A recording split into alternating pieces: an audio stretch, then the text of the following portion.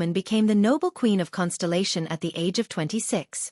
For the next 70 years, she went through all kinds of hardships and experienced all kinds of things. She experienced 12 wars, 4 coups, and 8 supreme kings in her life.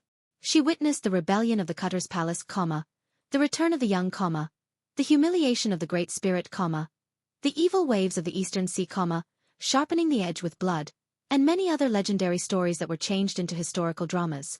But she still stood at the peak of the era. In that era when the great dragon rose, constellation dimmed, and war occurred frequently, she firmly held the helm of the kingdom's fate. But Thales was immediately puzzled. But why Little Iron Spike? Doyle was beaming with joy. He seemed very happy that the prince asked him about the gossip of the nobles. Because Little Iron Spike has someone else, and unfortunately, she's also in the Barney family. She's this young baron's great-great-grandmother. That little old lady is still alive. I saw her once when I went to Barney Manor, and I thought I ran into the legendary evil tree demon. Glover cleared his throat loudly. Doyle realized that he had said the wrong thing. Being quick-witted, he immediately changed the topic. In short, when Lady Eleanor, who likes to kiss your hand, was still young, she married into the Barney family, which was at its peak. That was before the bloody year. The old lady, Little Iron Spike, was very skillful. She gave them an important minister in the court and a fiefdom outside the court. They even had 2 collateral relatives in the royal guards, and they even held important positions. Doyle spoke in a carefree manner. He seemed to enjoy this kind of gossip. The Barney family, which is at its peak. Thales was stunned. But, Doyle stared at Lady Eleanor's back and clicked his tongue softly. What a pity. What's wrong? Lady Eleanor's new husband, Viscount Barney at that time, was not only old enough to be her father, but he was also a sickly man who was bedridden all day long. He died a few years after the bloody year. Doyle pursed his lips and sighed. She was left as a widow at a young age, and she even brought up a foolish child. Even remarrying would be troublesome. But Doyle changed his train of thought. No, with Little Iron Spike around, who would dare to let her grandniece and granddaughter-in-law remarry? You know, there are many people in the noble circle near the capital who secretly mocked her, saying that the child in her womb is actually not. Doyle's words were still ringing in his ears, but the prince's attention was once again attracted by the mother who was widowed at a young age and raised her child alone. Thales stared at Lady Eleanor's figure. He saw her calmly grab her son, who was different from ordinary people, and without any explanation, she clasped his fingers. She first took a few deep breaths before she walked into the Duke of Star Lake's banquet hall with her head held high and her chest puffed out. She completely ignored the strange gazes from the people around her. Only then did Thales notice that Eleanor's makeup was good, but it could not hide the wrinkles at the corners of her eyes. But her neck was fair and slender, and her waist was alluring. It had never been bent. Thales suddenly remembered that after Empress Dowager Eleanor's life, which was full of ups and downs, came to an end, her descendants had different opinions about her. Her critics criticized her for her passion for power struggles, her manipulation of the palace, her schemes to monopolize politics, poisoning the people, and persecuting the loyal. Her supporters praised her for being skillful, tenacious, and courageous. She supported the kingdom during the years when Constellation was silent, and she turned the tide. However, the most widely remembered comment by the people was left behind by a nameless bard. It was a comment that shone in the annals of history. I can no longer remember if Eleanor was beautiful, or how graceful she was. I only know that even if there were thousands of iron spikes beneath her feet, she could still walk calmly without a change in expression.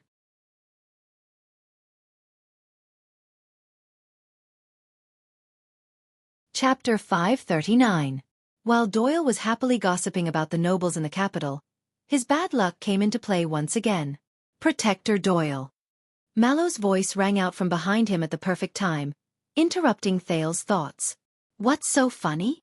Doyle's expression froze, but when he turned around to face the watchman, Doyle had regained his solemn and proper demeanor. No, sir. His Highness asked me, so I introduced him to some of the ways of the nobles. Mallows watched Lady Eleanor disappear into the banquet hall before he looked at Thales with a pensive look on his face. Is that so? Thales chased away the image of tiny iron spike from his mind and laughed dryly. You can say that. Behind him, Doyle nodded sternly. Glover was expressionless. Mallows snorted softly, but remained indifferent. Very well, are you ready? In the distance, he saw a middle-aged noble with makeup and his wife alight from the carriage. After signing his name at the entrance of the hall, he smiled and asked his attendants to present him a gift. He straightened his clothes and walked towards Thales under the guidance of the attendants. Of course. Thales sighed and put on a smile that was as beautiful as a flower. But Mallows shook his head and pointed at Doyle. No, not you, Your Highness. I mean him. Doyle's back was facing the entrance of the hall. Me? Why? At this moment, a heart-wrenching cry exploded in the air. Ah, Your Highness, Your Highness, Your Highness Thales, ah. Thales shuddered, almost thinking that he had encountered a vengeful spirit. The attendants, soldiers, guards, second-class guests at the side door, and countless people were attracted by the cry. They quickly turned their heads in shock. Under everyone's gaze, a middle-aged noble with an oily face, who was rather plump, rushed in from the entrance of the hall and threw himself in front of Thales. Without waiting for the shocked Thales to react, the responsible Glover cautiously pulled the prince back and pushed Doyle forward. The middle-aged noble was the first to pounce on Doyle, who was caught off guard. Doyle's expression turned sour. But the person did not give up. The noble who was sprawled on the ground shrank his features and scrambled towards Thales. Your Highness! Thales was so shocked that he shivered again. Glover had no choice but to protect the prince behind him, while Mallows moved to the side at ease and watched from the side. The guest did not show any intention of getting up. He continued to stretch his arms forward and pounce on Thales' legs. The bright god has eyes, the holy sun is wise, the setting sun bless us. Constellation has finally had its fated heir. We, the 7 Jade Star attendants, have finally been rewarded for our loyalty. His tone was sorrowful and mournful. Anyone who heard it would feel sad and cry. Thales was dumbfounded. What was going on? Blocking the road to seek justice. The Star Lake guards at the entrance frowned and pressed on their swords, but Mallows waved his hand at them. Then, Doyle grabbed the middle-aged noble by the back of his collar and dragged him back with all his strength. Dad. What are you doing? Get up. Get up. Doyle looked around in horror as he used his hands and feet to keep the middle-aged noble 2 meters away from the prince in exasperation. This is so embarrassing, Dad. When the middle-aged noble saw Doyle, he did not even wipe his tears before he immediately changed his expression. When I saw His Highness, I was excited and unable to control my emotions. It's none of your business. Hearing how they addressed each other, Thales arched his eyebrows. At the side, Mallows spoke leisurely. Your Highness, this is Baron Doyle. He is the suzerain of Mirror River and also Doyle's. Anyway, you can see for yourself. Thales' eyebrows twitched. Doyle was still entangled with his father. At the same time, his face was apologetic and ashamed as he smiled apologetically at the people around him. The attendants and guards who were watching the show left. The scattered nobles also turned around and whispered. Then, another shrill female voice rang out. Ah, little Danny. How can you treat your father like this? A noblewoman with thick makeup rushed over from behind and hugged old Baron Doyle. At the same time, she waved her handkerchief at Doyle to chase him away, forcing him to let go of her. He's old and in poor health, and you're still so inconsiderate. We're so pitiful. Old Baron Doyle cooperated and panted. He coughed and fell into his wife's arms. The Baroness sobbed. Are you worthy of all the hard work we've done to raise you? Old Baron Doyle and his wife held each other's hands and slid on the ground. They looked at their son, who was troubled and at a loss. Their expressions were determined and sorrowful. They looked like a couple who shared the same heart. They looked like a bully bullying an honest couple on the street. Raised. Doyle looked gloomy. You're just my stepmother. So what if I'm a stepmother? The Baroness held her husband's arm and stood up. There were still traces of tears on her face, but she instantly changed her expression. She waved her handkerchief and said fiercely, Is a stepmother not a mother? Your food, clothing, night's fees, the cost of picking up girls, which one of them is not our hard work? Doyle completely gave up on the possibility of saving his family's reputation. He could only cover his face and sigh. Thales was dumbfounded by this family ethics drama. Old Baron Doyle wiped his snot and stood firmly after much difficulty. But he saw Thales' expression change again. This time he was extremely enthusiastic. Ah, Your Highness! Look, you're standing here, in front of the portraits of the 3 constellation kings. It might be a coincidence, but who can say that this is not a sign? The courage and fearlessness of the Supreme King of Renaissance, the dignified posture of the legendary Oath-Keeper, the wisdom of the virtuous king. You're practically a gift from the heavens. The 3 of them are one. Thales could not take the compliment. As old Doyle spoke, his tears and snot flowed. Jadestar has a son who has just grown up. If the late king knew about it, he would definitely smile in Hell's River? Or the Kingdom of Heaven? Thales forced himself to smile stiffly and returned the greeting from afar. But Dodd didn't share the same opinion. He apologized to the young duke with a smile and pulled his exaggerated parents aside. Father, what are you doing? Old Doyle lowered his head and whispered in dissatisfaction. It's all because of you. Me? I heard from the servants that you're such a troublesome fellow. You actually offended Madame Gines. Do you know how terrifying she is? Do you still want to stay in the capital? Doyle sighed and said, What does that have to do with you? You're so thin-skinned that you can't even find a girlfriend. Of course, flattery can only be done by me. You speak as if your face is useful. Brat, you. And it's not that I can't find a girlfriend. Huh? Do you want to be an idiot like the Caribbean family? Find a boyfriend? Father, you. Hurry up and go inside. Wait, I forgot to kiss His Highness' hand. Ah, I'll kiss him for you. On the other side, Thales and Glover looked at each other helplessly. Mallows, on the other hand, looked as if he was used to it. Finally, Doyle, who had sent off his amazing parents, turned around with lingering fear. He wiped his forehead and realized that the prince and the others were staring at him as if they were watching a play. Thales' expression did not change. He extended the back of his hand in understanding. Do you want to kiss it? Doyle froze for a moment and said obsequiously, No. But it's not because I don't want to kiss it. In fact, I kiss it in my heart every day. It's just that you know my father and the others. He. Glover spoke for the first time. His emotions were unclear. Sweet home. Doyle wished there was a hole he could crawl into. I know, he said sheepishly. That's why I don't like to stay at home. The other three turned their heads away and pretended that nothing had happened. Compared to Doyle's lively and happy family, Baron Stone, who was also one of the 7 Jadisters, came alone. He did not even have any attendants. He appeared lonely and gloomy. After the Bloody Year, due to the limitations of the nation, King Kessel advocated frugality and loved simplicity. Baron Stone was in his 40s. He had high cheekbones and thin cheeks. He looked rather mean. Hence, there are no more banquets of sufficient weight in the capital. Baron Stone held Thale's hand and carefully observed his face. So, Your Honorable Highness, do you know what today means to us? Thales could only respond with a smile. It's okay, because we don't know either. The gloomy Baron bent down and rubbed his cheek against the back of Thale's hand. Only for you to prove it. When Baron Stone turned around and left, Thales was already a little numb.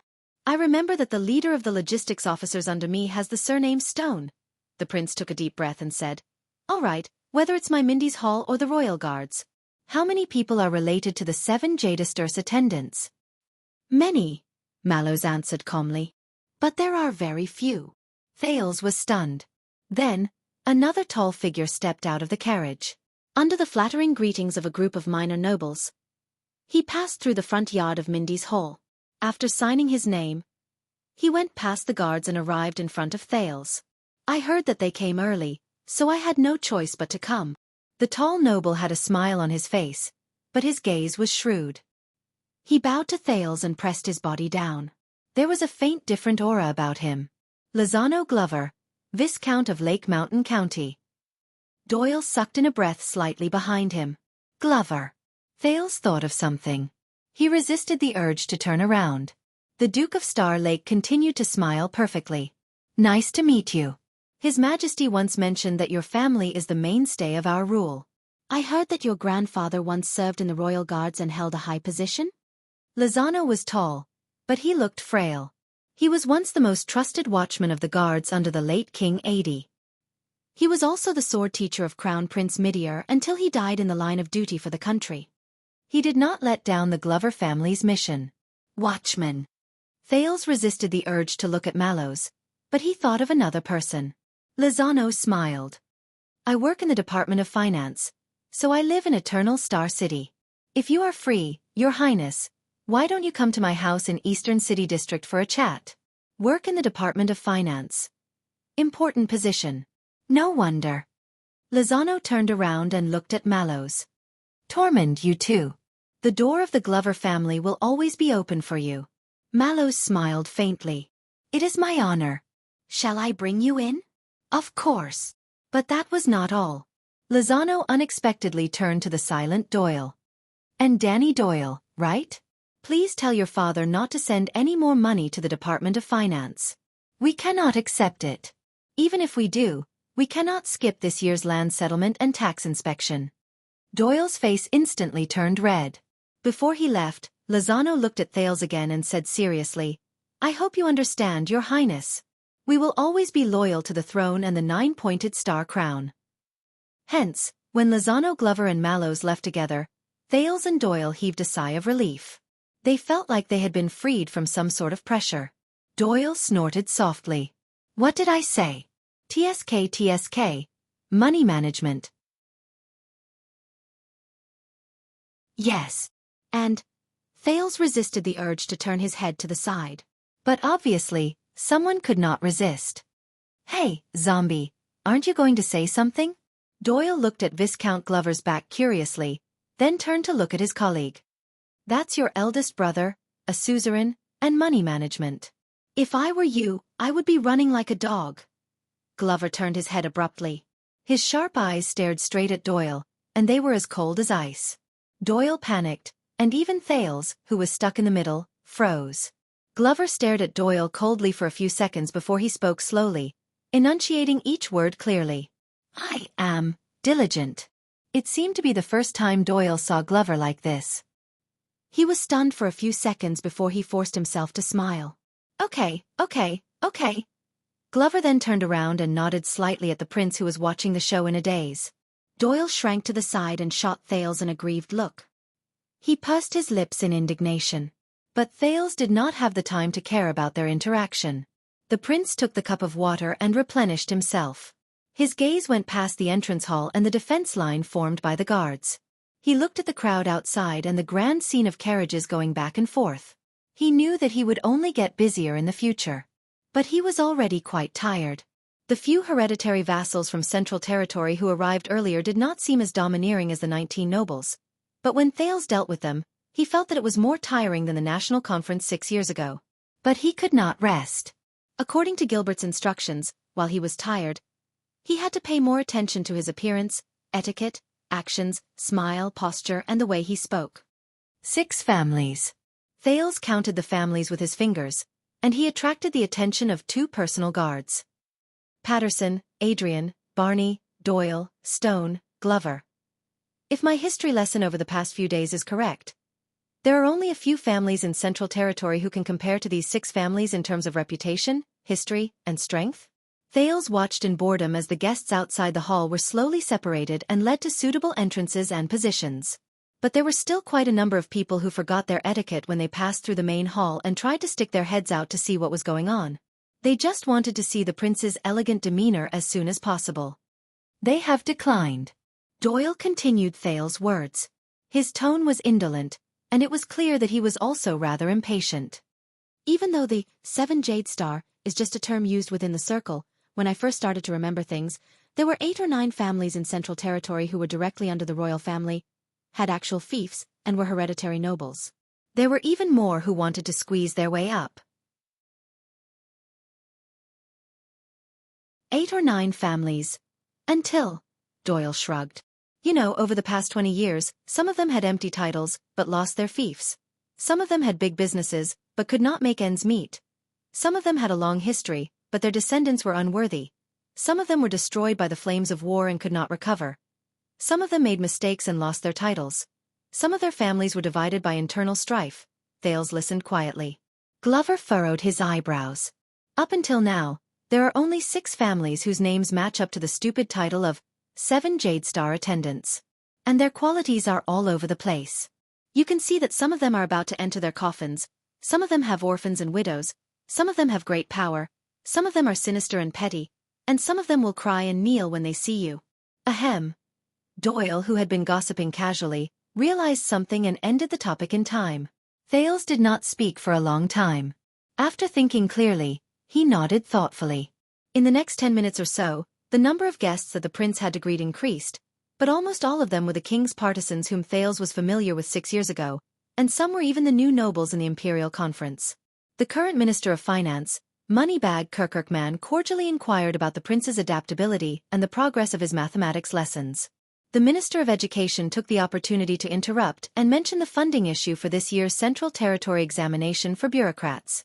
The military advisor, Soldier Soderrider, had just patted his chest and assured him that the kingdom's actions in the desert would ensure another 10 years of peace in western Desert Hill, when the Minister of Agriculture, who had rushed over, sternly lectured him on the disadvantages of military aggression and the destruction of production caused by military operations. He also argued that there was an asymmetry between the benefits of looting and farming in peace. Baron Garth, who managed the mint, had just warmly invited the Duke of Star Lake to visit the kingdom's source of wealth, and it would be best if he could listen to their plan to issue currency that had been rejected by His Majesty. The Minister of Supervision of the Royal Family Bank had rushed over in a hurry and rudely interrupted the conversation, strongly suggesting that Thales open an account in his own name as the Royal Family Bank's 3,000th distinguished noble customer. During this period, Thales had been greeting and seeing them off, and he felt his face go numb from all the squeezing. To be honest, he would rather go back to the Night of Dragon's Blood 6 years ago and face the 5 aggressive archdukes. No wonder the saying of a certain noble family was, "Better to die for a friend than to die for an enemy." However, in the next moment, as a carriage drove over, the nobles who lined up in the front yard fell silent. A noble in his prime stepped down from the carriage and walked towards Mindy's hall, accompanied by an old servant. The nobles' voices boomed again, and the soldiers and guards subconsciously stood straighter. "Doyle, go and take a look." Thales, who finally had the time to catch his breath, sighed and raised his head. Who is it this time? But Thale's words came to an abrupt halt. Outside the hall, the noble in his prime had an elegant demeanor, but he had an easygoing temperament. There was an occasional majesty in his disdainful gaze. With every step he took, he would patiently nod and return the greetings from the low-grade nobles who greeted him. He did not put on any airs, but he had his own elegance, which made people admire him wholeheartedly. Thales was stunned. "Ha, I know. That's a big shot. He often stays in the capital for short periods of time. His status is..." Doyle was about to continue speaking, but Thales suddenly raised his hand and stopped him. Thales stared at him with a complicated expression. He stared at the family emblem on the other party's sleeve. The flower had 3 petals, and each of them had a different color. The guest walked up the stairs and flashed his signature smile between the pillars. Mindy's Hall truly lives up to its name. There are countless treasures that are worth cities. As he signed his name, he smiled and said to the old servant beside him, "I really wish that I could have come here 6 or 7 years earlier." A few profound glints flashed past the noble's eyes. "That's good." The old servant only nodded quietly. The next moment, the noble in his prime raised his head. After the guards made way for him, he met Thales face to face. There was no warning, and there was no cover. Thales exchanged glances with the other party in the air. Doyle, who was originally numb and sloppy, shuddered. He felt as if a cold wind blew past him. He has changed. Thales' expression was calm. He stared at the guest quietly and thought to himself, "His bearing is more mature, more natural, more." The prince rubbed his gloves gently. "He has changed." The guest's expression did not change. He stared at Thales quietly and understood. His gaze was sharper, firmer and more. The guest narrowed his eyes slightly. At that moment, it was as if they were the only ones left in the large and lively Mindy's Hall. But Thales and the guest flashed friendly smiles at the same time. As if they had a tacit understanding, they walked towards each other at the same time. "So what?" Hence, under countless gazes, the master of Mindy's Hall and the guest acted as if they were old friends who had not seen each other for a long time but treated each other with sincerity. They walked towards each other passionately and happily, and their palms met in the air. "Welcome, Your Grace." "It's been a long time, Your Highness." Thales felt the other party's vigorous strength, which he did not hold back at all. He also unceremoniously released the sin of Hell's River and exerted strength in his muscles. His palms trembled slightly in the air, but they appeared to be calm. Mallows, who had rushed over after hearing the news, frowned slightly when he saw this scene. Thales and the guest's gazes met again in the air. Then, both of them put on friendly smiles. The Duke chuckled. "Just call me Zayn." The prince was equally understanding. "Thales." The next moment, the two of them looked at each other and laughed in tacit understanding again. With the arm they held as the center, they hugged each other, and their other hand clasped the other party's shoulder. Thales suddenly realized that he was only half a head shorter than him. At some point in time, the other party's once unreachable height was no longer an obstacle. In the eyes of outsiders, Prince Thales and Duke Zayn were close friends. They had not seen each other for years, but they were like old friends. When they ran towards each other, they wished they could stay up all night and talk to each other. However, only Thales and Zayn, who were hugging each other tightly with their necks pressed against each other, knew how sincere their feelings were at that moment. "I knew that the Northlanders couldn't do anything to you," Zayn whispered in his ear, his tone strange. "Yes," Thales responded slowly with the same deep meaning. "Just like the Blood Clan." At an angle that could not be seen, the two of them turned their heads and glanced at each other from a distance that was close to kissing. Zayn's gaze was cold, as if frost had descended. Thales' gaze was sharp and pierced straight into his heart.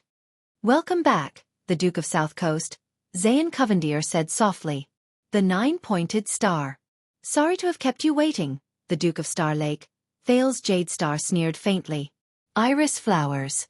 The next second, the two most influential people in the kingdom separated as soon as they touched and let go of each other. Their perfect and warm smiles returned. It showed that in this era, the people of the kingdom were most proud of unity and harmony.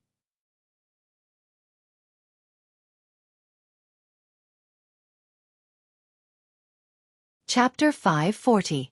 When enemies meet, it's like a spring breeze. When bosom friends reunite, their eyes turn red.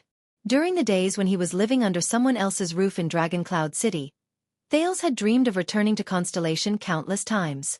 But if there was anything that could extinguish his homesickness, it would be the elegant and perfect smile of the Duke of Iris Flowers, Xian Covendier. Prince Thales would never forget the crazy scenes he encountered in Constellation Realm when he went north as an envoy 6 years ago.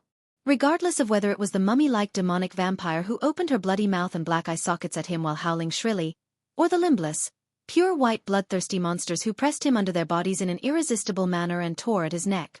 These too were the surprise scenes at the end of most of his 6 years of nightmares, second only to Giza, who occasionally appeared as a hidden boss in the ultimate nightmare, urging him to sleep early and wake up early, and to stay optimistic. Every time he thought of this, Thales felt a dull pain in his neck. It felt like it was being strangled, but also like it was being bitten through. So Thales would never forget the culprit of all that. "I didn't expect you to come, my friend the Duke." Thales smiled like a flower. His right arm wrapped around Xian's back and rested on his other shoulder.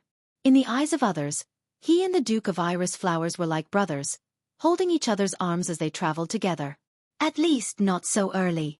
Xian also smiled gently. His left arm wrapped around Thales' neck, as if he was hugging his own younger brother, naturally and affectionately. "These few months, I've missed your highness very much. I can't wait to see you, my friend the prince." Xian's voice was as gentle, elegant, friendly, and easygoing as before. Even better than before. "Missed very much." Thales burst into laughter. "So, what is it this time?" Thales brought out Quick Rope's profound business promotion skills. His smile was as bright as the sun, and his tone was elated. "Poison? Assassination? Framing? Spreading rumors? Framing?" Thales' voice was so soft that even Glover, Doyle, and Xian's old butler, Ashford, did not hear him clearly. He moved closer to Xian. "Or are you going to learn from the Northlanders, roll up your sleeves and F***ck me?" Under everyone's watchful eyes, Xian laughed out loud. The guests who were stopped by the guards and servants outside and were waiting to enter saw this harmonious scene and nodded in relief. Many people were talking about the scene. It was obvious that the Duke of South Coast had just laughed at one of the prince's humorous jokes. It was rare that the Duke showed his true feelings without any pretense. The prince was also sincere and honest, without any pretense or pretense. You see, the great people are actually ordinary people too. They live the same life as us, have similar joys, suffer similar troubles. If you don't believe me, look at their natural and friendly smiles. How is there any difference between them and you? So, we are only different from the princes and dukes. We are not superior or inferior. We are all important members of the kingdom, and we are working hard for Constellation's future. Since they are working so hard for the kingdom, we should have hope and confidence in them. Even if they have some shortcomings, we still have to put ourselves in their shoes and be tolerant and patient. This is true love. Sigh. My dear friend, don't push any further. There's no space left. It's none of my business whether you can see or not. I came here today to see His Royal Highness and the Duke in person. Sigh, they are leaving. Hurry up. Oh, those in front, move aside. You guys are blocking, I can't see. Prince Thales. Duke Xian. You guys walk slower. Thales. You. Xian ignored the little twists and turns outside the arena. He affectionately shook the prince under his arm and lowered his head to the latter's ear. You know, for the past 6 years, I have also been thinking, he whispered softly like the spring rain. If you return with glory, how should we get along? There was a hidden meaning in his words. How should we get along? Thales snorted almost inaudibly. Inexplicably, the scene of King Nuvan challenging the enemy who killed his son to a duel flashed in his mind. We have to respect each other and do our own thing. They continued to move forward steadily. But in the next moment, Xian's gentle whisper suddenly cooled down. Or entangled in hatred and fight to the death? Thales' footsteps paused slightly. Even Xian slowed down. It sounded like a request for a truce. But Thales turned his head slowly. His smile remained, but his gaze gradually turned cold. Don't worry. Xian patted him on the shoulder in a friendly manner, like an elder brother encouraging the younger generation to move forward. You have plenty of time to think about it, because what you have to worry about today isn't me. At an angle where no one could see, the smile in Zayan's eyes faded slightly. At least, it's not just me. Thales was silent. But in the next second, the prince's eyebrows twitched slightly. Then he burst into laughter. Zayan also lowered his head, the corners of his mouth curling into a smile. Their strides returned to normal. In the eyes of the onlookers, the Duke of South Coast and the Duke of Star Lake's jokes were getting more relaxed and easygoing. They were laughing their heads off. Mallows, who had been leading the way, frowned slightly. Behind him, the butler, Ashford, was still expressionless. The watchman signaled to Thales that he could take over and led the Duke to the banquet hall. But the overjoyed prince waved his hand and insisted on accompanying the Duke to the end of the journey. The guests on the other side noticed the scene and were moved by the friendship and affection between the two. You know, there was a time when I didn't understand why you wanted me dead, even though we no longer had any conflict. Thales' laughter gradually faded. He spoke softly and patted Zayan's back vigorously at the same time. The Duke of Iris Flower's body swayed slightly, but his smile remained. But later I figured it out. Thales leaned on Zayan's shoulder and winked slyly. What do you think? Figured it out? At that moment, Zayan's footsteps became fragmented. The Duke lowered his head slightly, as if thinking about something. Thales cooperated with his pace considerately and waited for the other's response with a smile. A little advice, Your Highness. A few seconds later, Zayan looked up. His expression did not change, but the corners of his lips moved slightly. Take care of yourself, child. Don't meddle in other people's business. Despite the smile, the warmth in Zayan's tone was transmitted to Thales' ears, giving him the illusion of a slight chill on his back. Zayan glanced at him lightly, but a cold glint flashed across his eyes. Don't look for trouble. Only regret. Thales' heart skipped a beat. The Duke of Star Lake was silent. The next moment, they walked into the banquet hall. Many of the guests who entered earlier were already seated and were waiting elegantly and patiently, greeting each other from time to time. There were also quite a number of people in groups of 3 to 5, standing together and chatting happily and politely. The arrival of the Duke of South Coast and the Duke of Star Lake undoubtedly attracted everyone's attention. First, the guests who were closer to them saluted. Then the people who were further away stopped chatting. Perhaps they did not expect to see the important figures take their seats so soon. A few seconds later, a small uproar broke out in the banquet hall. The guests of higher status, Mr. and Mrs. Doyle who smiled obsequiously, Viscount Lozano Glover, and Eleanor Barney who brought along her child. After seeing the 9-pointed star badge on the Baron's hand, the number of noblewomen surrounding Lady Eleanor suddenly increased. All stood up and bowed to her. The atmosphere immediately became lively. Zayan and Thales naturally let go of each other, tacitly and cooperatively returned the greetings to the guests, and occasionally responded to their greetings. Unlike the national conference 6 years ago, which could be said to be a mix of good and bad people, those who were invited to Holy Pursuit Day and the Prince's homecoming banquet were naturally not ordinary people. Even the guests at the periphery were neither servile nor overbearing, friendly and appropriate. The attendants and guards fulfilled their duties responsibly, making way for the Duke and the Prince, watching them leave without disturbing their conversation. However, only Thales knew. In this warm and harmonious moment where the host and guest were well matched, his invisible confrontation with Zayan reached its peak. The youth's footsteps were short, and his pace was slightly faster. Zayan's strides were longer, and the frequency was slightly lower. The two of them walked side by side, occasionally adjusting their pace for each other. But for some reason, the rhythm of their footsteps could not be matched. But at that moment, Thales smiled from the bottom of his heart. Does he know Zayan? Thales thought silently. The revered ruler of the Iris family and South Coast Hill, Duke Zayan Covendier, Constellation. His threat, his warning, his tone of voice. Compared to those people, many faces flashed across Thales' mind. King Nuvan rubbing his ring, King Chapman caressing his sword, the sinister and ruthless Stake, the creepy and strange Ricky, the legendary wing processing heads, the chuckling Duke of Western Desert. Compared to them, the youth chuckled in his heart. The excitement caused by the two of them in the banquet hall subsided slightly. The guests dispersed again, returning to their original state of groups of 3 to 5. In the next second, Thales' smile faded slightly. He put down his greeting hand and grabbed Zayan's shoulder unceremoniously.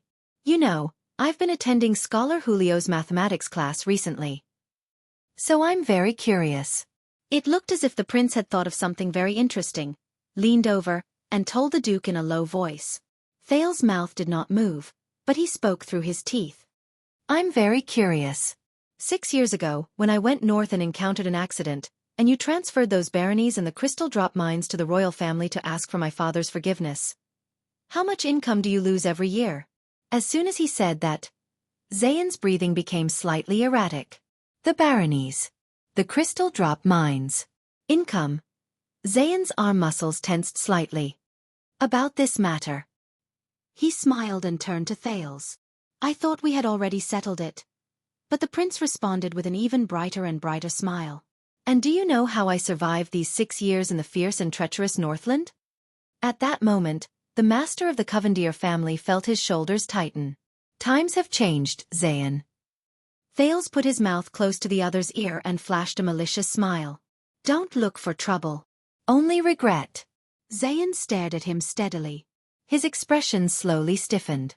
In many people's eyes, Prince Thales was extremely happy. He was whispering something into Duke Covendier's ear along the way, while the latter patiently and dotingly listened to the youth's words. There was not the slightest hint of displeasure, let alone a cold expression. Like brothers. It made people feel gratified, and the corners of their lips curled up. Since the prince and the duke, one was young and pure, lively and cheerful, the other elegant and wise, gentle and honest, together built a friendly and warm atmosphere. Then the guests on the periphery would naturally be deeply affected and sincerely resonate with them. They wished they could be one with these two noble role models who led the masses and set an example for the world. So the banquet hall suddenly became a sea of joy. The bloodthirsty feuds that used to see blood when they met were no longer at odds, and they smiled away their enmity. They embraced each other and tolerated each other like brothers. Strangers who usually did not interact with each other also felt like old friends at first sight. They chatted happily, and only lamented that it was a pity they met too late. At this moment, Mindy's hall truly displayed the unique spirit and style of the times of the nobles and commoners inside and outside the Palace of Constellation. They were united and full of fighting spirit. Thales and Zayan finally stopped. But the two of them still stared at each other with smiles, as if they understood everything without words. Mallows, who was in front, had to raise his voice to remind the two people who were immersed in their gazes. The guests have arrived, His Highness should go back to greet the other guests. Finally, Zayan smiled and put his hands around Thales' shoulders. His tone softened. I understand, Your Highness. Please don't worry. Zayan lowered his head and pursed his lips. As long as Constellation exists, so does the Empire. Thales raised his eyebrows. Then, Thales grinned happily. Without holding back, he stretched out his arms and hugged Zayan tightly. That's good. May we rather die because of our friendship. Zayan's expression froze. He felt his waist being held tightly, and the strength gradually increased. Thales buried the side of his face into the Duke's chest and said coldly from an angle where no one could see, We will not perish with our enemies. In the next second, the prince let go of the Duke and turned back into the cheerful and sincere Thales, laughing loudly. Zayan looked at him and laughed as well. In order to cooperate with the prince and the Duke, the surrounding nobles with good etiquette raised their volume while secretly peeping, so that the two people's laughter would not be so abrupt. Thales seemed to be really happy. He laughed so hard that he was rocking back and forth. He waved at Zayan, then turned and left. He quickly walked between Glover and Doyle, who was looking at the prince strangely. When no one was looking, the teenager loosened his facial muscles that were almost numb from laughing too much. But he let out a long breath in his heart. It's a little strange. Sensing Zayan's gaze from behind, Thales, who had become tired again, thought to himself. Zayan Covendier. As one of the enemies he hated the most, this guy was still as sinister, as profound and as abominable. But in his memory, the former Duke of Iris Flowers did not seem to be this proactive. Thales pondered as he walked towards the exit of the banquet hall, accompanied by the guards. He was ready to return to his original position and continue his duty of welcoming guests.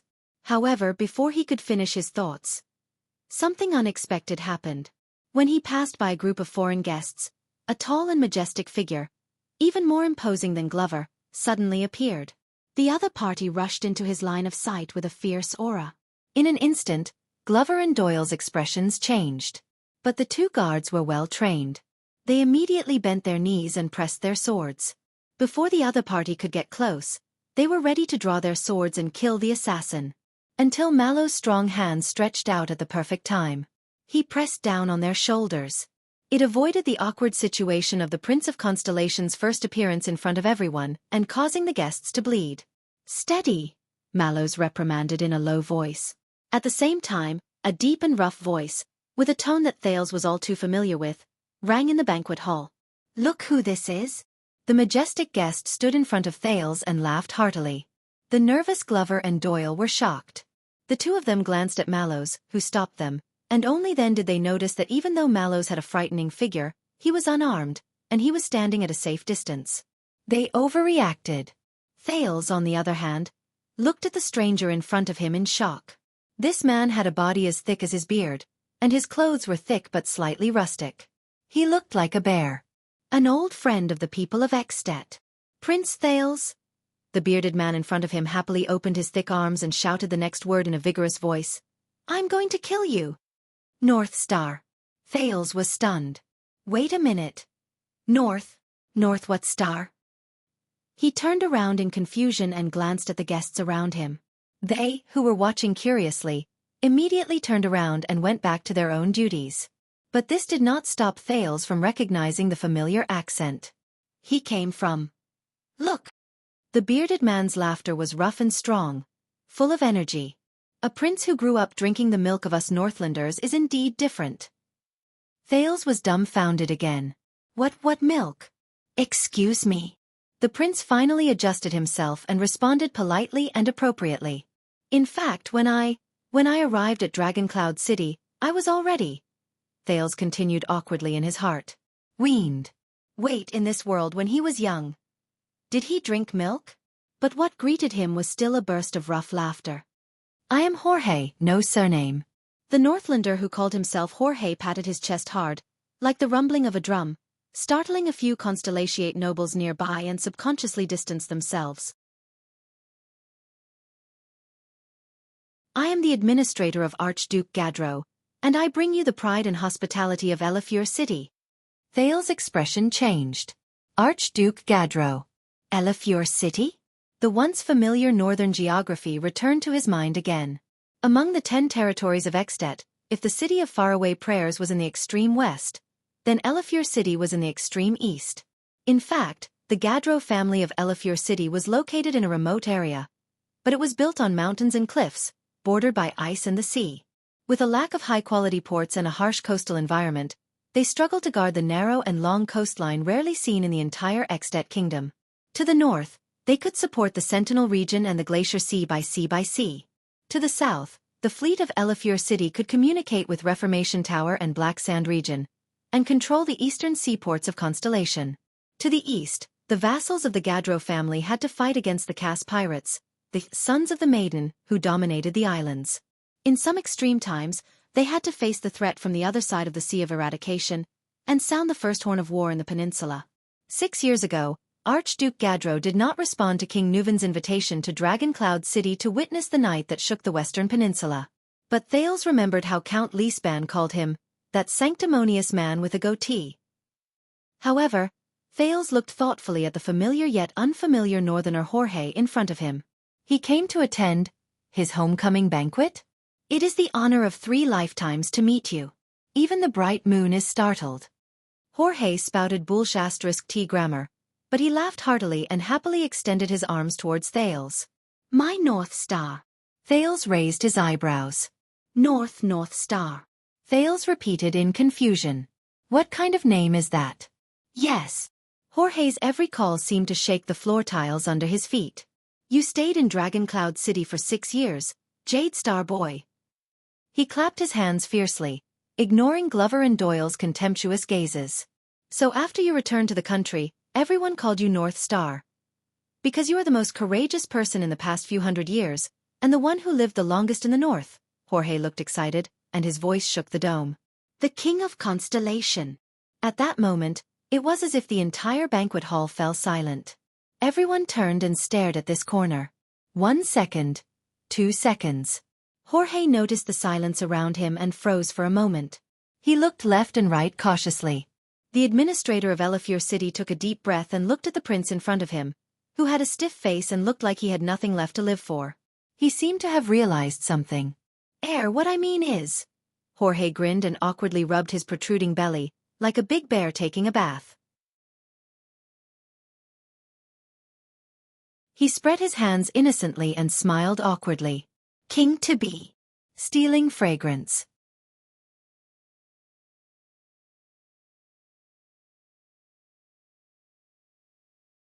Chapter 541. The most incongruous thing in the world was the sudden appearance of an extension in a Constellation banquet. And one who had no idea what to say. Under the reminder from Thale's eyes, Glover and Doyle hurried and invited Jorge to a corner outside the hall with great difficulty. They managed to get rid of the curious and probing gazes of the guests around them. I say, you Southerners are just looking for trouble. Just saying the wrong name and you become crazy.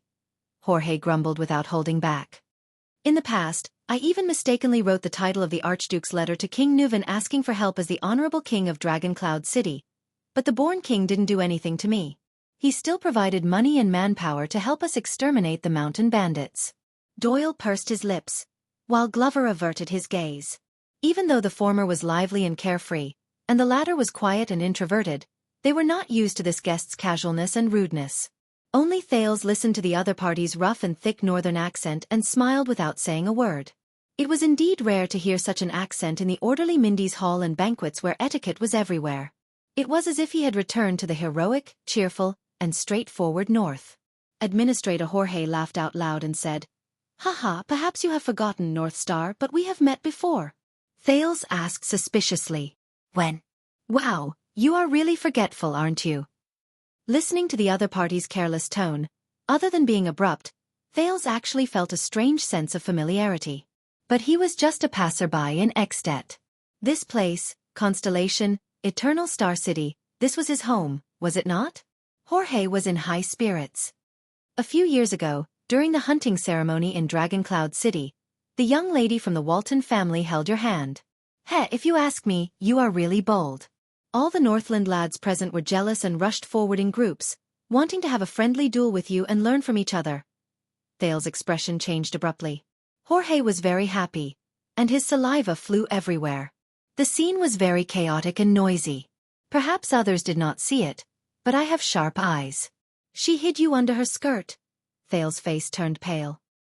He ignored the expressions of his personal guards behind him and rushed forward to hold Jorge's waving hand. Cough. Thank you. Administrator Jorge. Thales interrupted her passionately, feeling touched. I have truly felt the generosity and hospitality of Elefure City. He shook Jorge's hand vigorously, wishing with all his heart that he would stop. Jorge was stunned at first, then he narrowed his eyes and lowered his head, a look of understanding on his face. This made Thales even more depressed. As a listener, Doyle nudged Glover with a playful expression. Unfortunately, the latter only furrowed his eyebrows and did not show any intention to share his interest. Hee, that's right, speaking of this. Jorge naturally put his arm around the Duke's shoulder and whispered to him like a good friend. Grand Duke Gadro has a son, Igor, the heir of Buffalo City. He's a good lad. Among the gifts I brought are the seal and bear skins he hunted. Both of you are of equal status, and both of you are talented, so you should be able to get along well. The administrator had an encouraging look on his face as he shook the prince vigorously. You'll love him. Thales was so shaken that even his fake smile became unreal. Igor, right? I guess I will. But Jorge only smiled with his eyes squinted. But that's not all. You should know that the Grand Duke has 3 daughters. Thales had a bad feeling. Although the first one has been married twice, she's good at bearing children. I guarantee that you'll have many children before you're 20, and you won't have to worry about descendants. The second one is amazing. She's adept at archery and horsemanship. Even the veterans have to give her a thumbs up. With her in bed, you don't even have to arrange for guards to be on duty at night. Thale's smile gradually froze. The third one. Jorge was stuck for a while, hesitated for a moment, then stuttered. Yes, yes, she's all right. The administrator then patted the Duke of Star Lake's shoulder in a northern manner, messing up the perfect hairstyle that Thales had cut when he was fleeing and grew back after he returned to the country. I know, you grew up with the northern wind, you must prefer the hard one. What do you think? Jorge's eyes lit up. Consider it? The prince forced a smile with difficulty. Thales spent a few minutes before he managed to escape from Jorge's enthusiasm. He invited the bear-like guest back to the banquet hall and promised to give him a bigger seat. The personal guards who accompanied the prince had amused expressions. Mallows, who had been silent all this while, came forward and reminded the prince of the guest list he was going to personally welcome next. But after he finished speaking, "Right, about the story he told, you know, the one where you hid under your skirt." The watchman was a little hesitant. Thales, who had always been easygoing, looked up instantly. His expression was fierce, as if he was about to devour someone. Don't ask. The Duke of Star Lake gritted his teeth. You'll still be my favorite personal guard captain. Mallows narrowed his eyes, and with a look of understanding, he bowed in a contemplative manner. Then, I'll go and arrange other matters. I hope you enjoy the banquet. Thales sighed in annoyance as he watched the man turn and leave. Your Highness. Doyle's voice came from behind him. Thales was still wary. He scowled at him coldly. Don't worry, I won't ask. Doyle shook his hand awkwardly. I just want to say that I understand. I've been through that terrible situation too. Ahem, ahem. On the other side, Glover seemed to have caught a cold. He coughed repeatedly and interrupted Doyle's nonsense. Ahem, ahem, ahem. Doyle stopped talking in embarrassment, but Thales' expression became even worse. All right. Thales pulled his head back stiffly. His mood was gloomy. When I become king, the first thing I'll do is to lead the army north. Destroy At. They walked back in silence. Northlanders. Ahem. Are all Northlanders in At like this? Doyle finally brought up a topic that was not so annoying. Thales nodded gloomily. Half of it. As for the other half. At this moment, a voice filled with surprise and excitement came from the side.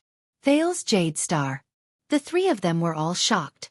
Amidst the footsteps and shouts, Jonvold and Prokka from the Star Lake Guards blocked a guest who wanted to rush to the prince in the corridor far away. The latter waved his hands and tried to get close to Thales, but he could not. Thales looked at the other person's appearance. He had a bowl cut that reached his ears, and felt a strange sense of familiarity, until he saw the emblem of a shining blade on the guest's clothes. Nice to meet you. I am Lev Trentida, the son of the Archduke of Reformation Tower. The guest smiled obsequiously and spoke with the same familiar Northland accent, but it was much lighter than Jorge's. Reformation Tower. Trentida? That's interesting. Another bowl-cut man, who was much more mature and cunning, appeared in his memory. He had an even more imposing aura and majestic aura. Thales nodded and asked the gods to let go of the Northlander, who broke the rules and came to him without guidance. Lev, right? Thales squeezed out his signature social smile.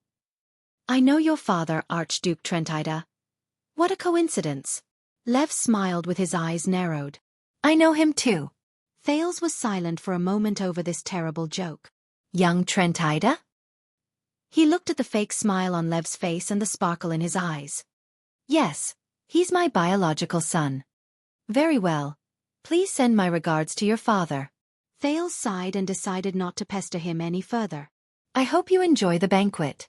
The prince turned and left. Your Highness, Lev said anxiously. But Jonvold, who was behind him, pressed down on Lev's shoulder, his warning obvious. Thales turned around. I know you're busy, so, all right, I'll get straight to the point. Lev sighed, looking like he was ready to go all out. Thales blinked. Against the background noise of the banquet, Lev narrowed his eyes. You know, it wasn't easy for me to make this trip. I was going to buy some souvenirs to bring back, but I ran into some trouble. Damn market bureaucrats and merchants conspired to not only suppress the quantity and raise the price, but also deliberately cause trouble. Souvenirs? Thales was stunned. You know, traveling. Lev shrugged like a spoiled young master. Buy some of this, buy some of that, and bring some local specialties. Local specialties? Thales raised his eyebrows. Lev smiled awkwardly. Nothing much, just some food, clothes and toys. Food. Thales' tone grew more doubtful. He stared at Leviticus. Yes, my favorite food. Lev's smile remained. I just need some local officials to make things easier for me. Thales looked at him for a few seconds. I can't do that. Damn Northlanders. Thales said coldly. I'm just a prince who has just arrived and is cultivating. Thales was about to turn around again when Lev hurriedly spoke again. I know. But don't worry, Your Highness. You don't have to do anything. You don't have to do anything. Thales looked at him questioningly. Lev broke free from Jonvald's grip and ignored the other's disgusted expression. At the banquet later, just let me stand by your side for a while and look like I'm talking and laughing. The official who caused trouble for me is also present today, and he's trying his best to get close to you. Lev looked at Thales with an eager expression. Sorry. Thales shook his head and prepared to leave. Maybe you should take out your official identity and go to the Department of Foreign Affairs to see how they can help. But, Lev spoke again. This time, he sounded like he was pleading. First of all, it's too high profile and eye-catching, you know. Second of all, he shrugged in embarrassment. The exchange rate hasn't been good recently, and my funds are limited. Too high profile. The exchange rate isn't good. Wait a minute. Reformation Tower. Trentida. Brings specialties? The prince pondered for a while and came to a realization. All right, but if I help you. Thales turned his head around and snorted softly. What do I get? Lev froze for a moment, then let out an awkward smile. A friendship from Reformation Tower and the Trentida family? Thales raised his eyebrows. A friendship between Reformation Tower and Trentida. Sounds good. But, Thales chuckled. How much is it worth? Looking at the other's reaction, Lev seemed to know how famous his family was. All right, listen to me. Lev took a deep breath and, ignoring Glover and Doyle's expressions, leaned close to Thales' ear and whispered something. Thales' expression changed. Unexpectedly, a few seconds later, Thales nodded solemnly. Deal. Lev's eyes lit up and he snapped his fingers. Young Trentida grinned and said, I knew you were easy to talk to. My father didn't praise Constellation for having a Thales in vain. But the Duke of Star Lake interrupted him. I remember that your father is a cautious man who thinks twice before making a bet, the prince said faintly. Does he have any objections to you coming to Constellation to look for me at this time? Lev paused for a moment, but looked at the prince thoughtfully. As a son, Lev stared at him with a meaningful smile. If I'm always controlled by my father, I'll never be able to become an adult, right? Thales was silent for a moment. He suddenly thought of another Archduke's son, the Viscount of Dual Wind City in the City of Faraway Prayers. Nuisance Ian Rockney. Thank you for your frankness. I'll tell Archduke Trentida about this, Thales said faintly. That's exactly what I want. Lev did not panic, but instead smiled slyly. Then he'll know that not every son is qualified to be mentioned by the famous North Star, who reversed Extet's fate. Hearing this form of address, Thales frowned. Do you Northlanders call me that? Of course there are others, but this is the best. Lev looked at Thales cautiously and grinned. Or would you rather be called the Archduchess's little star? Thales' small face darkened. The surrounding guards looked at each other, their expressions turning strange again. Thales sighed. North Star. This nickname. Oh, Sunset, do you think that a prince who just returned from Extet doesn't have enough trouble in Constellation? Thank you so much, Northlanders. Just as Lev was about to leave, Thales suddenly spoke. So, King Chapman doesn't have any objections to you attending my banquet? Hearing that name, Lev's expression changed.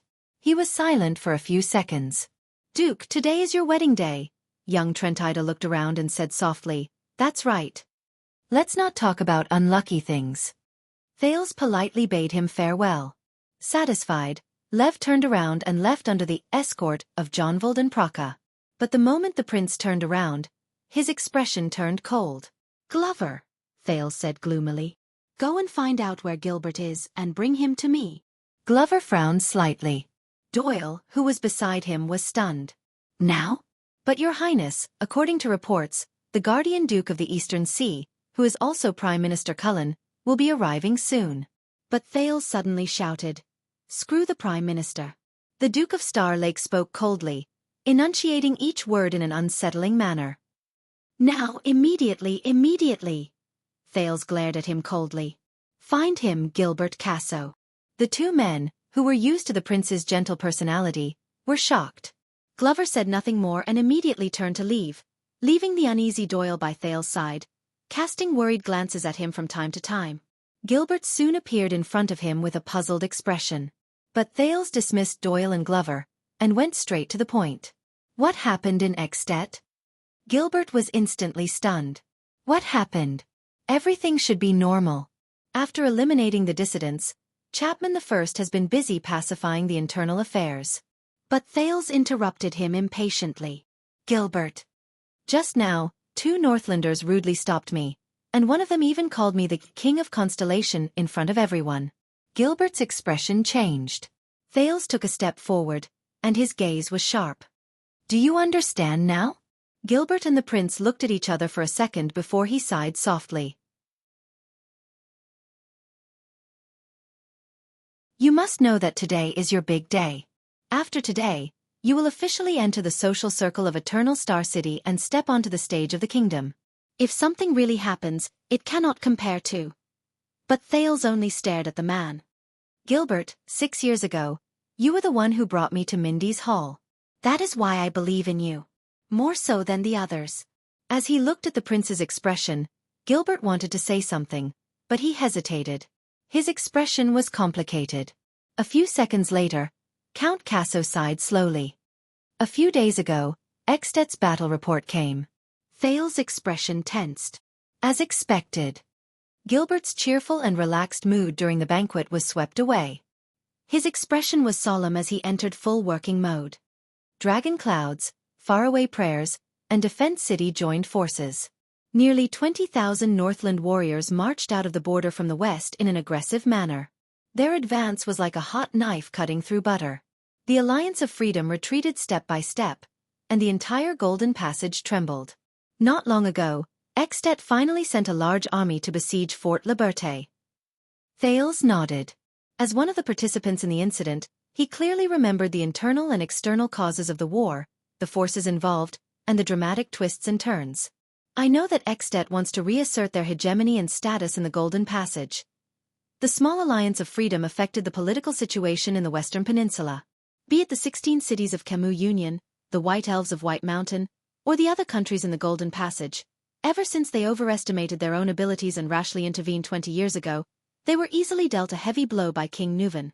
In the face of this crisis, in the face of the alliance of the three northern cities, all the forces would rather watch from the sidelines and protect themselves.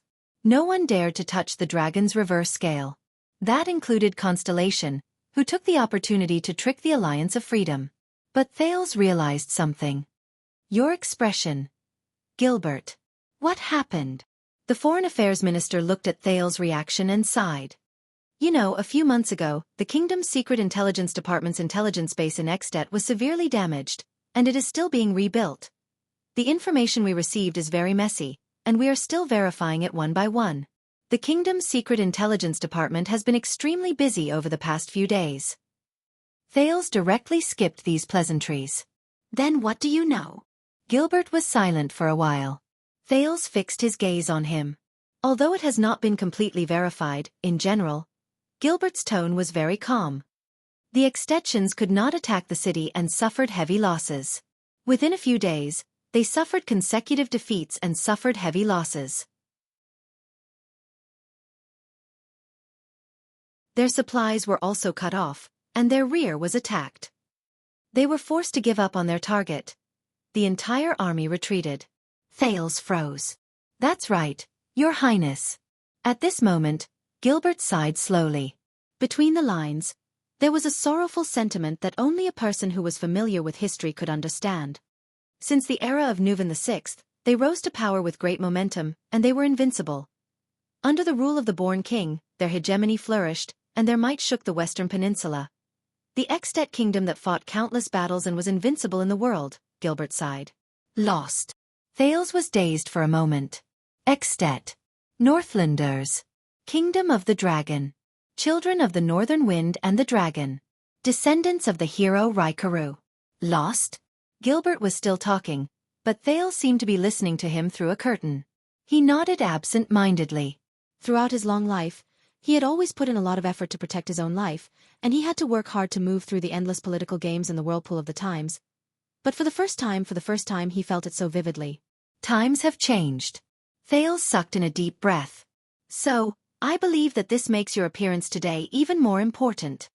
Gilbert's words echoed in his ears again. But Thales was no longer in the mood to listen. Say, see.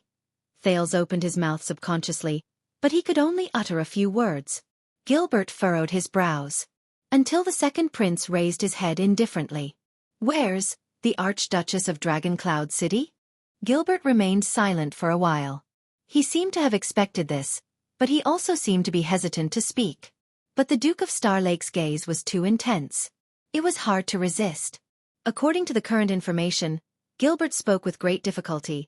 After the great victory, the Alliance of Freedom claimed, "They've captured the enemy commander.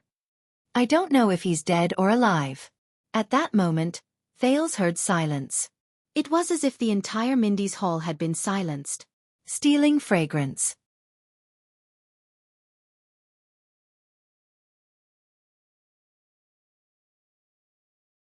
Chapter 542. Mindy's hall was still filled with continuous but restrained noises, except perhaps for the rude voices of the Northland and dwarf guests.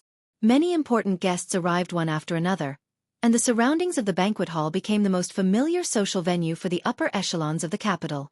As for the host of the banquet, Thales still faithfully carried out his duty. "So, Your Excellency, it is indeed a pity that I missed you, but who knows if this was all arranged by the Sunset Goddess?" Archdeacon Stylianides nodded politely at the Duke of Star Lake. He was frank, humble, considerate, and gave people a good impression of him.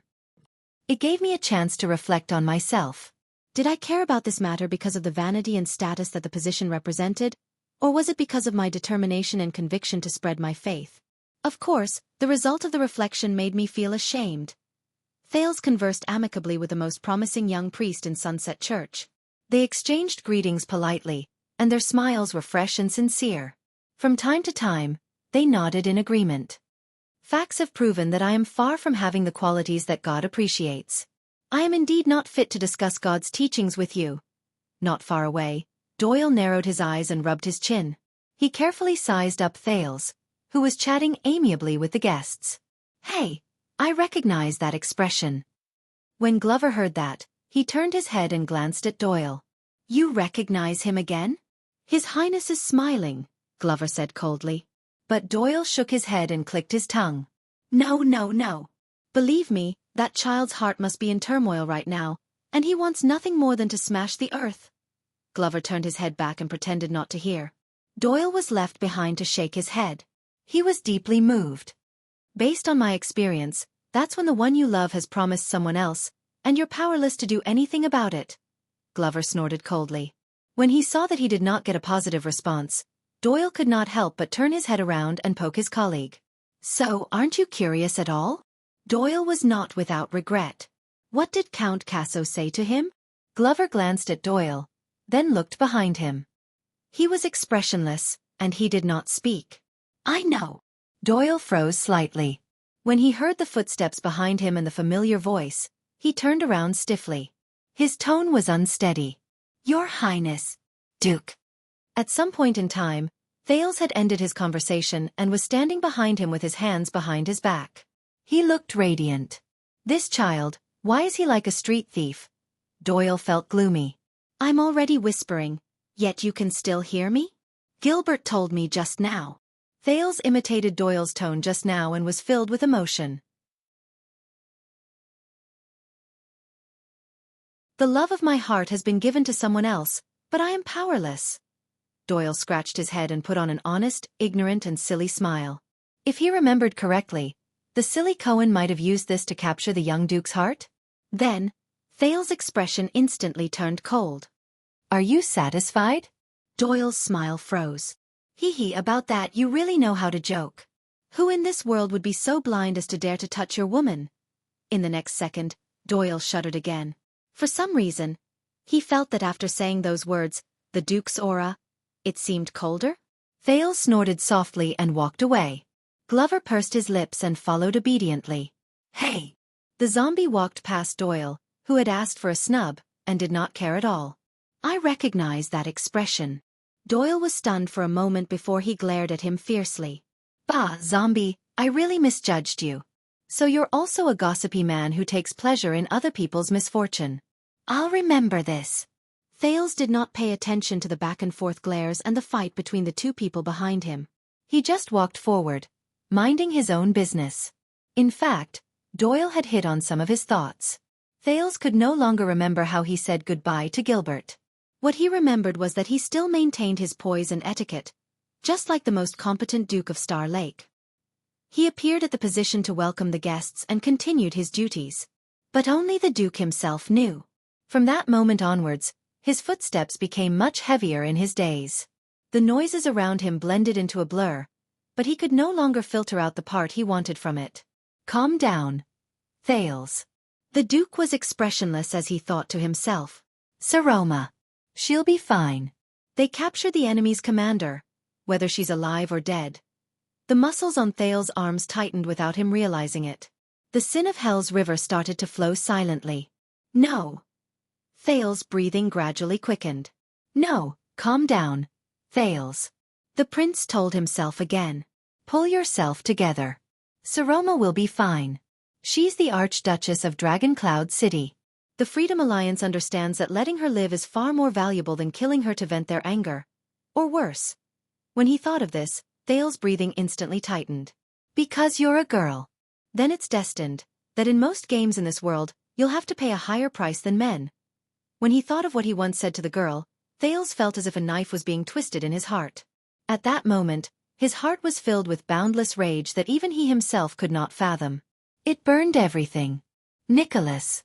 Dead face, why can't you protect your king? You've only scratched yourself in the hands of the Raven of Death, and you've become useless? How dare you call yourself the Star Killer? Regent Leespan. The protector and protector of Dragon Cloud City. Aren't you the born king's eye of the dragon? Don't tell me that all your schemes went to hell with the late king? Count Carcagel. He's known as King Nuven's best general. Don't tell me that his battle record of conquering Fort Liberté without an arm is shameless boasting? Archduke Rockney. The illustrious, resolute, and courageous master of the city of faraway prayers can't even do anything to a tiny Fort Liberté. How the hell are you going to rule? Why don't you kill yourself to apologize to the world?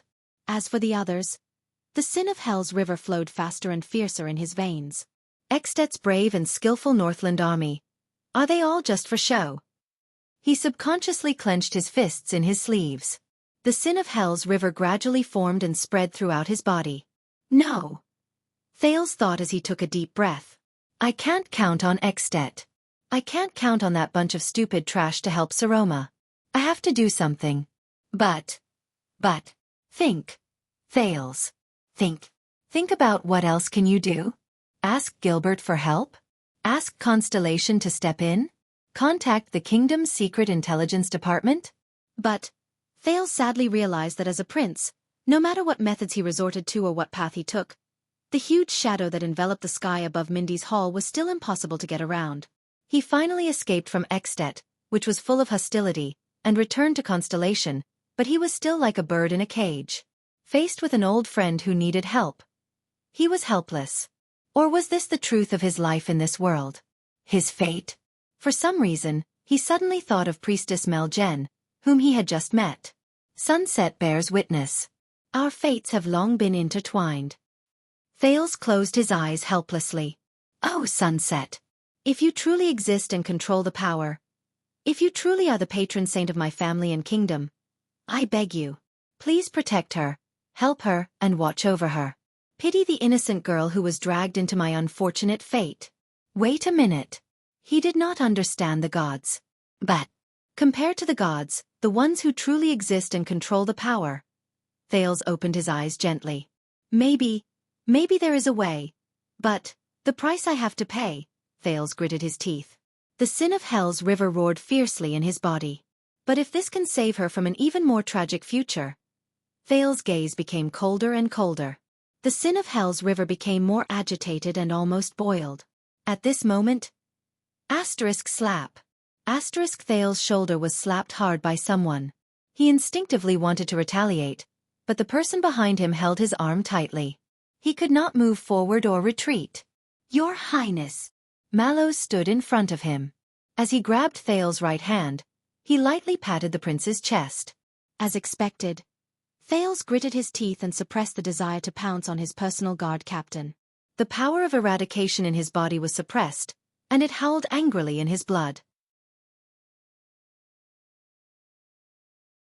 It was like a beast that was difficult to tame being tied back to its cage. I was wondering why there was something missing here. The watchman was still holding the prince's right arm.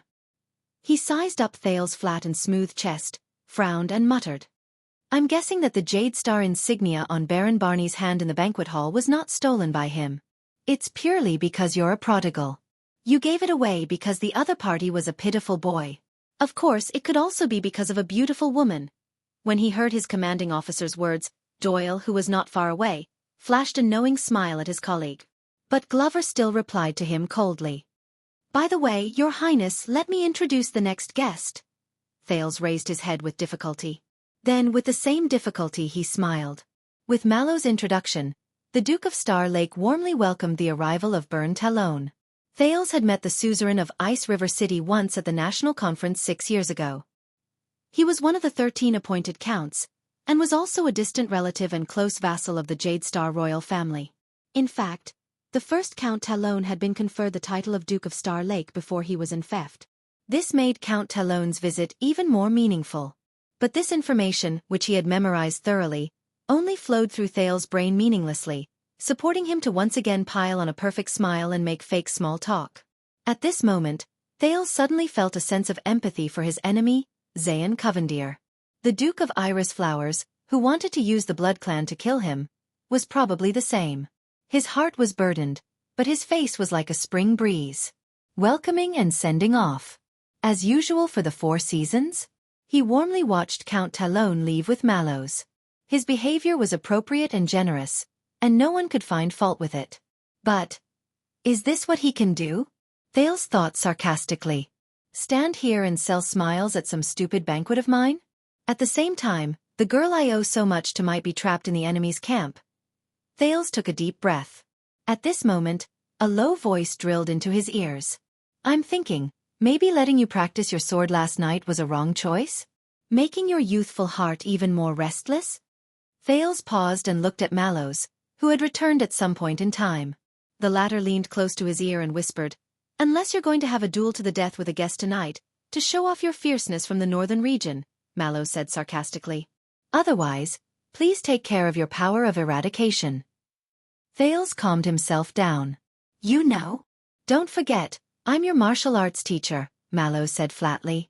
Only then did he turn around as if nothing had happened, shielded Thales behind him, and reprimanded Doyle, who was making faces at Glover. Thales adjusted his breathing, but he had an epiphany.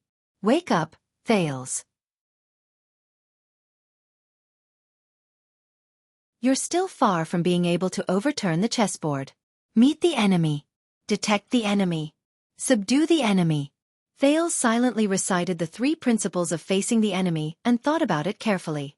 The sin of Hell's river seemed to be in sync with its master's state. At this moment, it flowed slowly, dark and sluggish, without the madness and violence from before. Chapman Lampard.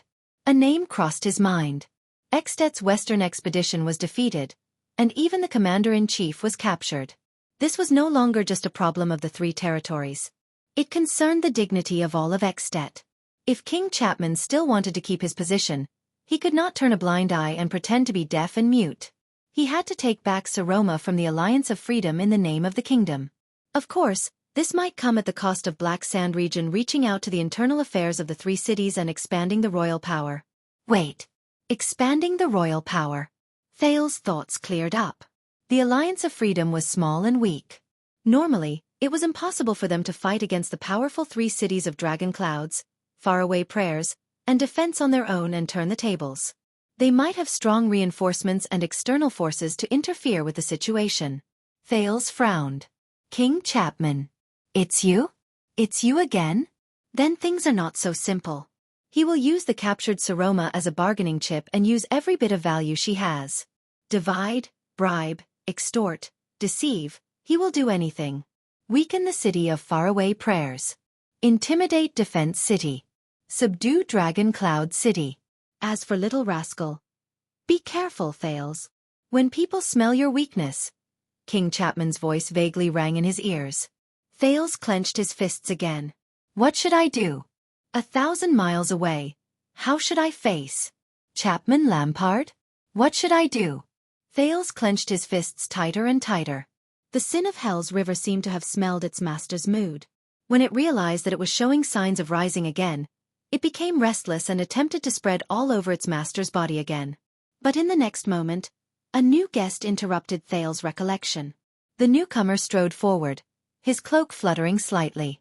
His left eye was covered by a scar, and his remaining eye was cold and fierce. Thales' breathing paused for a moment. It's him. 6 years ago. Old friend.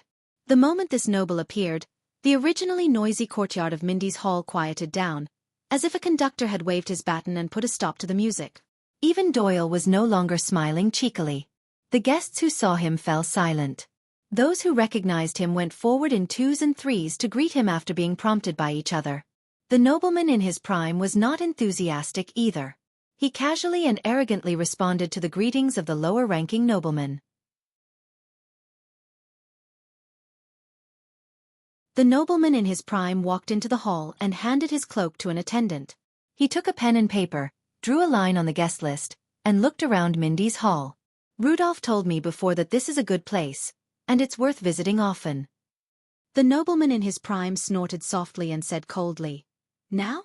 Humph. I still prefer the land of cliffs. In the next second, the one-eyed guest stopped looking at Thales. Under Mallow's signal, Thales walked forward slowly and smiled. Honorable Duke Nanchester, welcome. But the other party cut him off directly. Why are you so thin and weak? You didn't grow much? Thales' expression froze. Koester Nanchester, guardian duke of the land of cliffs, owner of the great antler deer, nicknamed One-Eyed Dragon, frowned as he sized him up. Did the Northland barbarians mistreat you for the past 6 years? As the Duke of Star Lake, Thales was silent for a while. He could only continue to give him a decent smile. Koester snorted coldly. Then you better return the favor, and live up to the stars. With that, the one-eyed dragon pushed the attendant away and walked forward without even looking at the prince. No. Thales frowned slightly, but he felt relieved. At least he still had something he could do. Sir Koester, do you know Levi Trentida?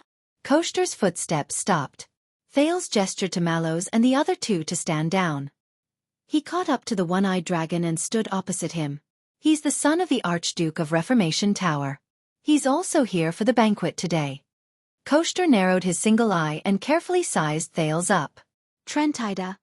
The Duke of the Land of Cliffs snorted disdainfully. Some shameless Northland bastard has many sons, and many bastards. God knows which one of his sons it is. God knows if it's his. Listening to the other party's emotional confirmation of Trentida, Thales was deep in thought.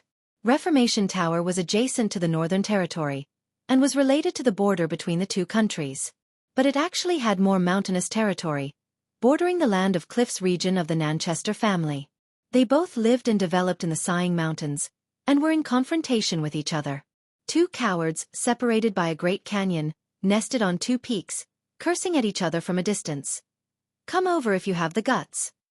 Nicholas, who was picking his nose in disdain while listening to the two children's Northland history lesson in boredom. Thales took a step closer, forcing himself not to look at Koester's scarred left eye. He said softly, Levi, I need help. I want to buy some food to bring home. Food. The one-eyed dragon moved slightly. Food. Thales had no time to lament the other party's reaction. He nodded. The autumn harvest is over, and winter is coming. Thales looked at the one-eyed dragon, and their eyes met.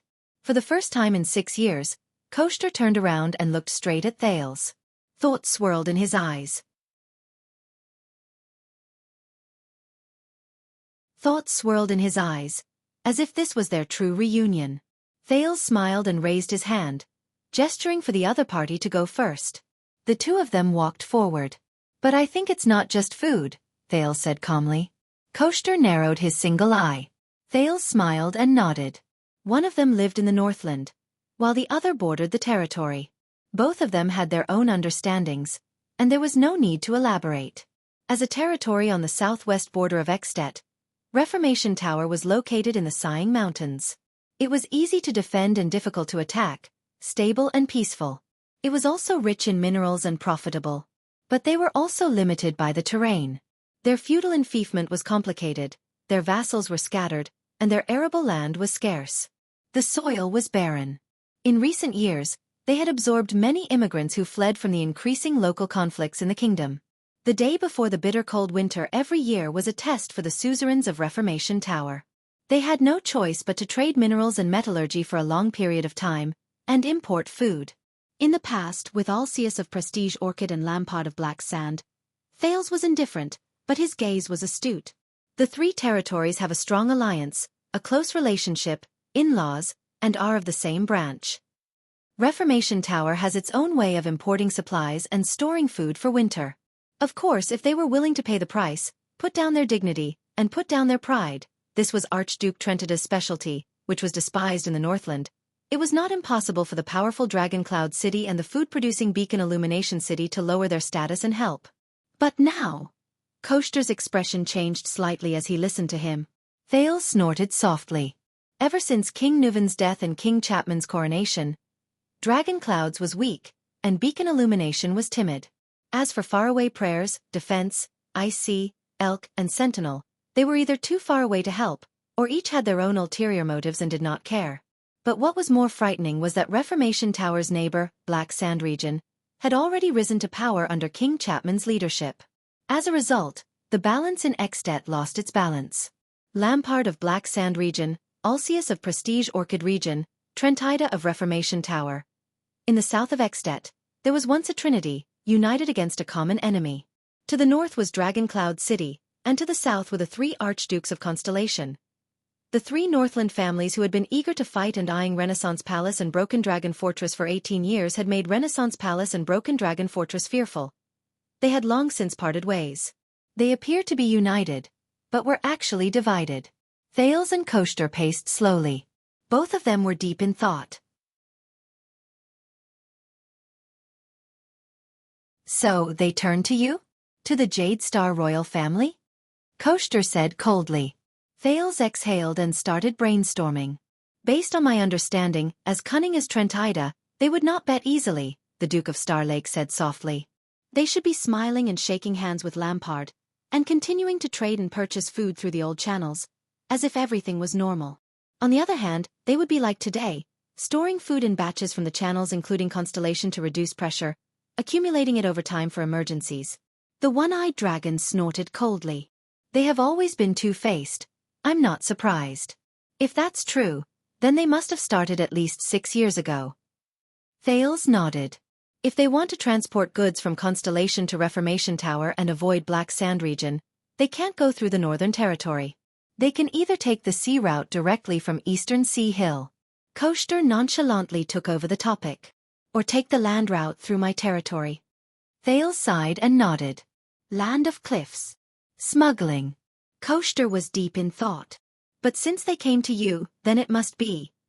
In the next second, the one-eyed dragon's expression suddenly changed. He turned his head sharply. What happened to the war with the Alliance of Freedom after you returned? The Northland barbarians lost? Thales sighed in his heart. This guy's reaction is really fast.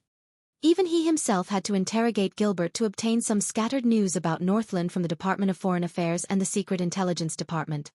No, the Northland barbarians can't lose, Koshter immediately reacted, his expression solemn. So, Lampard must have won? Thales' heart sank. He stopped in his tracks and cleared his throat. Let me put it this way, the outcome is still unknown. But King Chapman has a huge advantage. This news made Koshter mull over it for a long time. You mean, you want me to be kind and let go of Reformation Tower's goods to increase their confidence to fight against the King of Black Sand? To weaken Constellation's great enemy in the future? Thales stared at the other party's single eye and was silent for a long time. It was this duke in front of him who went on a rampage 6 years ago, and led the charge to force the abdication of the throne during the national conference. It was also this duke who spoke arrogantly with anger 6 years ago, and planted the seed of doubt in Thales' heart. What exactly does he want? No, I'm just reminding you, Thales said calmly. This is an opportunity. And also a bargaining chip. The one-eyed dragon's expression changed slightly. If Reformation Tower really has such a plan, then you can set up a roadblock to seize them, threaten and blackmail them, or even send someone to rob and kill them halfway. The scene of Trentida speaking up for him in the Hall of Heroes and facilitating the king's selection was still vivid in his mind. But Thales just shook his head and waved away the sincere apology to the Archduke with the bowl cut. Since there's profit to be made, why not? At this moment, the way Koster looked at him became interesting, a little more lively, and no longer so cold and indifferent that strangers could not get close to. But Thales changed the topic. But you can also let them go all the way, and even take the initiative to reinforce them, making them more and more dependent on the benefits of your supply line. For the past few decades, this is how King Nuvan dealt with Elefure City. Thales said coldly. The playfulness in Koster's eyes gradually disappeared and was replaced by seriousness. First clear the roadblocks, re-establish the trade route, and generously transport and provide strong support. Thales gently reached out and slowly closed his hand in the air. Wait until they get used to being intoxicated and deeply dependent, then slowly withdraw and gently strangle their necks. He suddenly clenched his fist. Just like that, Elefure City is in a dilemma, at the mercy of others, suppressed by Dragon Cloud City, and unable to fight back. Koster frowned fiercely. Thales put down his palm and looked up with a smile.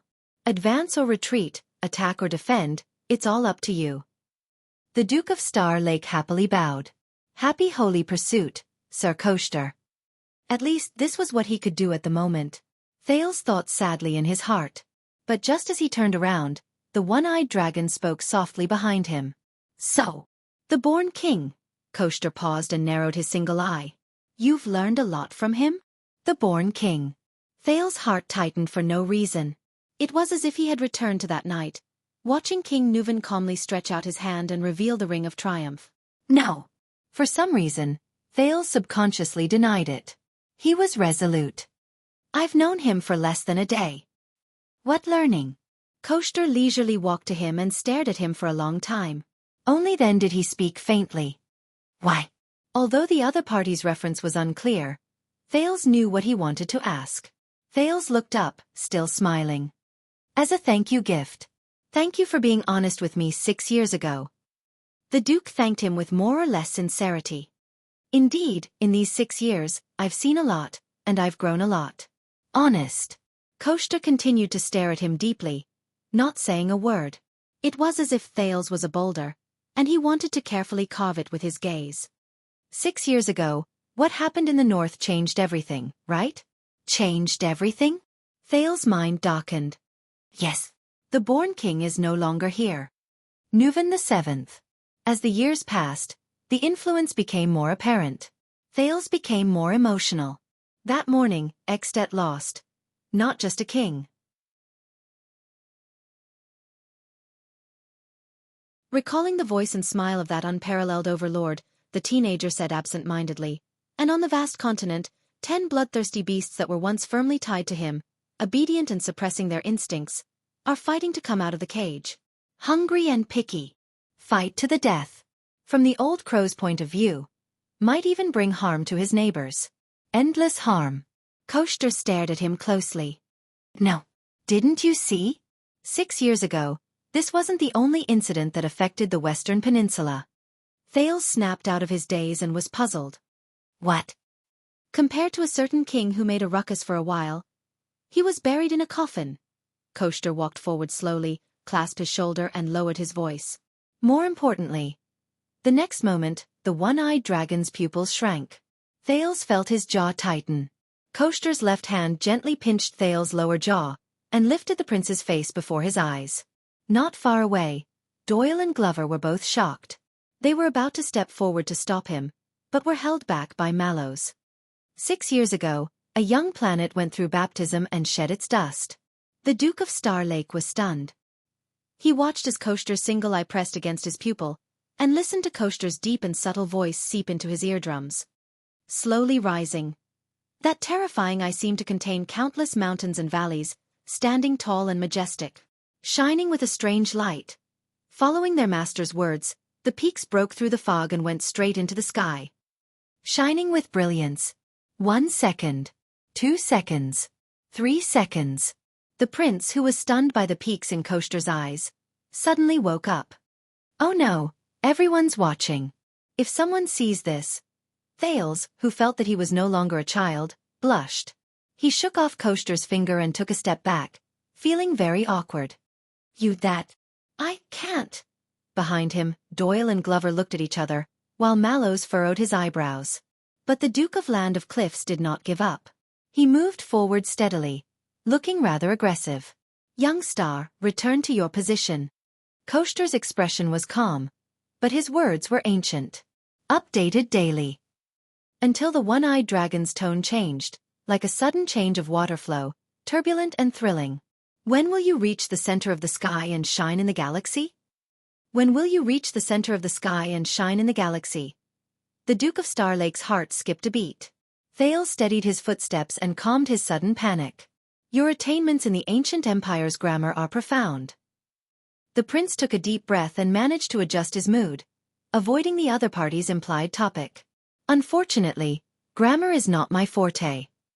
Koshter stood still, ignoring the surprised gazes of others, and locked his single eye on Thales. A few seconds later, he smiled darkly. Pardonable. The Duke of Land of Cliffs let out a disconcerting sneer.